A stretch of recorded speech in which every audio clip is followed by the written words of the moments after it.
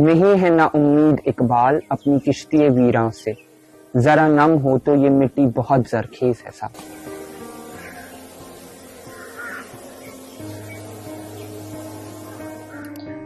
आदाब। आप देख रहे हैं आवाज द वॉइस और मैं हूं आपके साथ यास्मीन खान।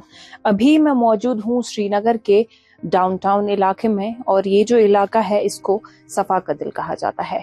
ये वो इलाका है जिसने कश्मीर की जो तारीख है उसको फर्स्ट हैंड विटनेस किया है। जिस भी तरह के हालात रहे हो, ये वो इलाका है जिन्होंने बहुत ज्यादा सफर किया है। अब इस इलाके से निकल कर आए हैं 19 साल के उबैद अब्बास। ये वो बच्चे हैं जो भी सिर्फ 19 साल के हैं। इतने हालात यहाँ पे खराब हो गए, लेकिन उन्होंने एक चीज जो जारी रखी है वो है ख्वाब देखना, और वो ख्वाब देख रहे हैं सफा कदिल से डायरेक्ट यूएन का। ये वो ख्वाब देख रहे हैं जो अपने साथ साथ कई और बच्चों को इंस्पायर कर रहे हैं यूएन मॉडल के लिए, कि किस तरह से अगर कभी जिंदगी में यूएन पहुंचेंगे तो वहाँ किस तरह से स्पीच डिलीवर होंगी और क्या कुछ वहाँ पे होता है। उबैद, आपसे जानना चाहूंगी कि जो आपका यूएन का जो ख्वाब है जो आप कश्मीर के डाउनटाउन से पूरा कर रहे हैं कि नहीं एक दिन अगर वहां जाएंगे या आपके कोलीग्स में कोई वहां पहुंचेगा तो किस तरह से वहां पे परफॉर्म करना है, क्या कुछ करना है, तो शुरुआत से बताएं कि किस तरह से बिगिन होगी ये सारी चीजें। बेसिकली मैं असल में क्लास 12 का स्टूडेंट हूँ और मैं कैसेट स्कूल में पढ़ता हूँ। मेरा नाम उबैद अब्बास है और मैं फाउंडर हूँ KSMUN का। तो KSMUN की जर्नी ऐसे स्टार्ट हुई जब मैंने देखा कि कश्मीर में स्किल्स की जो लैकेसी बहुत है, यूथ जो है वो एम्पावर्ड नहीं है, या कोई ऐसा बच्चा है जो कि इंट्रोवर्ट है बट उसको एक ऐसा बिगिनर फ्रेंडली एनवायरनमेंट का प्लेटफॉर्म नहीं मिल रहा है कि जहाँ पे वो अपनी आवाज रख सके। सो बेसिकली मैंने क्या देखा, यहाँ पे यूएन की बहुत सारी ऐसी ऑर्गेनाइजेशंस थी जो कि काम कर रही है, but they are only working on that upper classes students. तो वो उन बच्चों पे काम नहीं कर रही है कि जो वो बच्चे हैं जो इंट्रोवर्ट है या जिनको प्लेटफॉर्म की जरूरत है या जो सच में कुछ कर दिखाना चाहते हैं।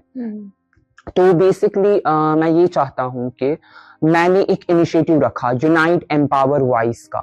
यूनाइट एम्पावर वॉइस का मतलब ये है कि एक ना तो एक दिन कश्मीर की जो यूथ है वो यूनाइट होगी, एम्पावर होगी और उनमें एक अपनी ही आवाज होगी जो वो कल को यूएन में वो अपनी आवाज रखेंगे।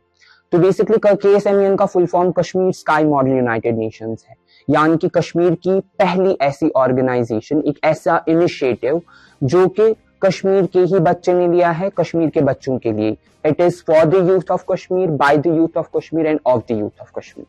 अब जम्मू कश्मीर के जो हालात है वो हमने देखा कई सालों में कई तरह के बदलाव, कई तरह के ट्रांजिशंस में से गुजरा है।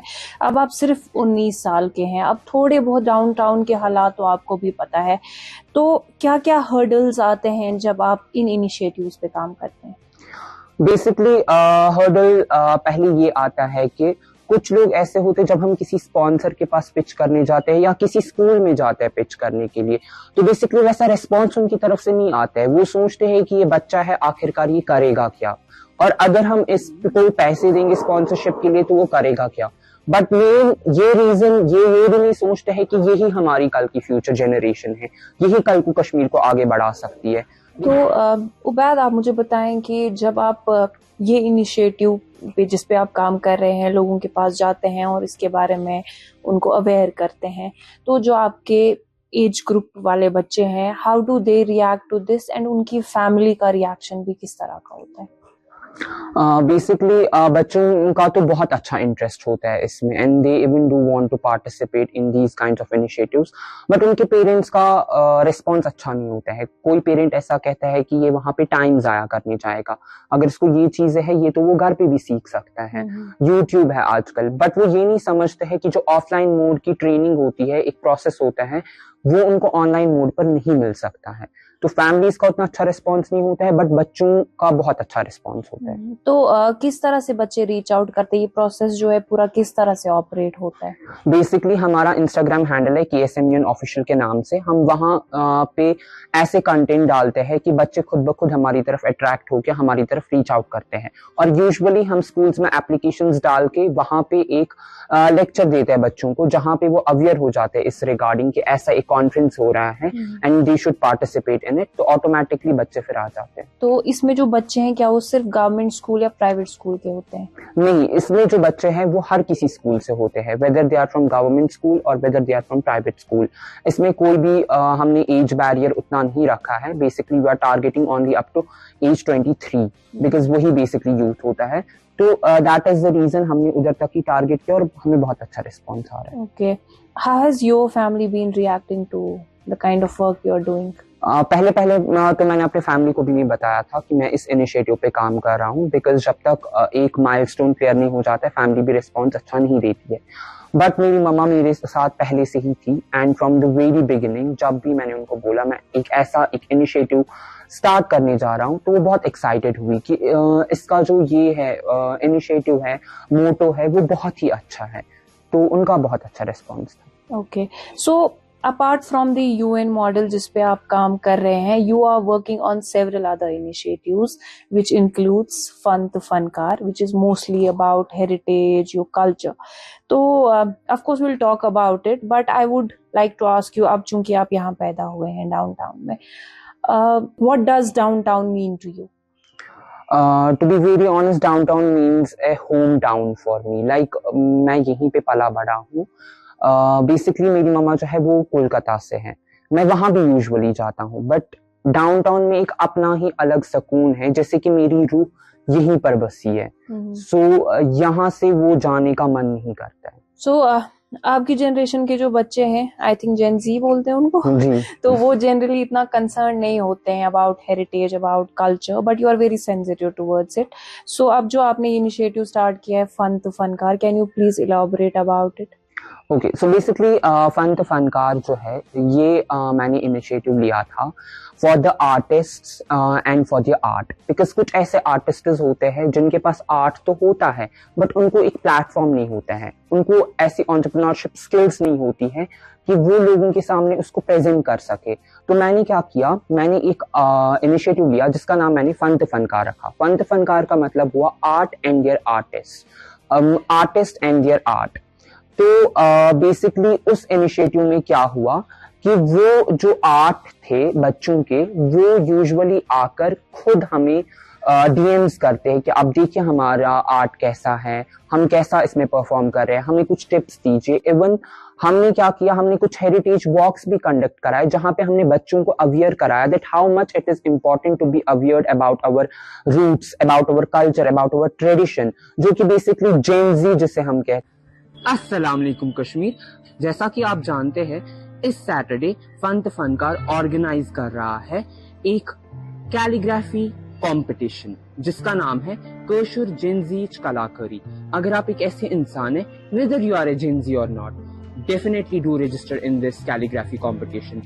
Get a chance to meet people from diverse backgrounds. Get a chance to meet artists from diverse backgrounds. So do definitely register.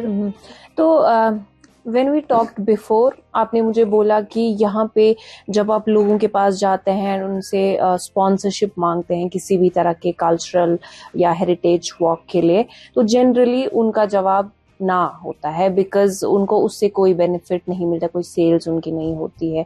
तो थोड़ा उसके बारे में बताएं, किस तरह का स्ट्रगल आप फेस करते हैं अपने कल्चर को जिंदा रखने में? बेसिकली यूजुअली जब हेरिटेज वॉक्स कंडक्ट कराने होते हैं we need a financial support and for that reason हम जाते हैं स्पॉन्सर्स के पास।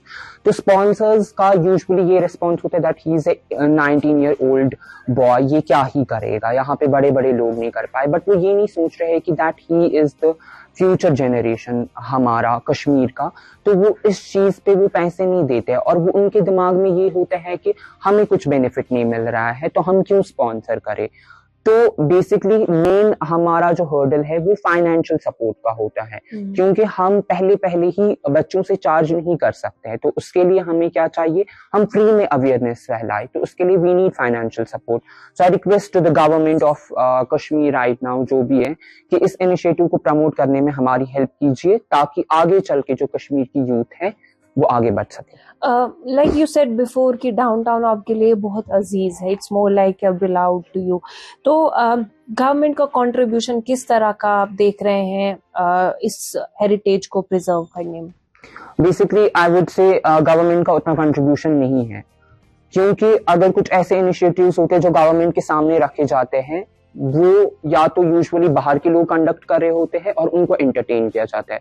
बट जब बात उनके अपनी यूथ की आती है, जो सच में कुछ करना चाहता है, कुछ एक मॉरल लेसन प्रोवाइड करना चाहता है अपनी यूथ के लिए, उनको वो एंटरटेन बिल्कुल भी नहीं करते हैं, बिकॉज वो बाहर के लोगों को समझते हैं ये पढ़े लिखे होंगे, बड़े हैं, दैट इज द रीजन वो उनको सपोर्ट करते हैं।